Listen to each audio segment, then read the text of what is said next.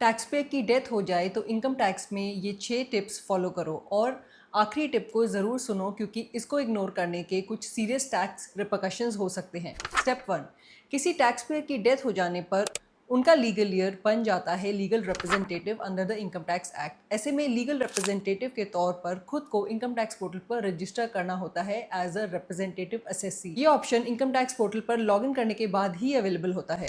Step 2, pan card, death certificate और legal year certificate या succession certificate upload करने होते हैं वेरिफिकेशन के लिए। उसके बाद असेसिंग ऑफिसर के अप्रूवल की वेट करनी होती है जिसमें यूजुअली लगते हैं 7 से 10 दिन। स्टेप 4, एओ की अप्रूवल मिलने के बाद मरने वाले की डेट ऑफ डेथ तक की इनकम की आईटीआर फाइल करनी होती है लीगल ईयर के तौर पर लॉगिन करके।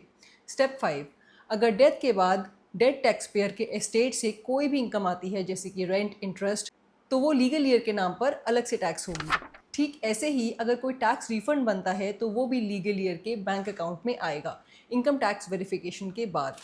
स्टेप 6, यहाँ पर सबसे इंपॉर्टेंट बात यह है कि एज अ रिप्रेजेंटेटिव असेसी आपकी टैक्स लाइबिलिटी मरने वाले की एस्टेट की वैल्यू तक ही लिमिटेड होती है, लीगल ईयर की अपनी प्रॉपर्टी पर नहीं। लेकिन अगर लीगल ईयर ने वो इनहेरिटेड प्रॉपर्टी या एसेट बेच दिया और उस पर कोई प्रीवियस टैक्स ड्यू रह गया, ऐसे में लीगल ईयर बनाम रिप्रेजेंटेटिव असेसी पर्सनली लायबल हो जाता है और टैक्स का पैसा उनके पर्सनल एस्टेट से भी क्लेम किया जा सकता है।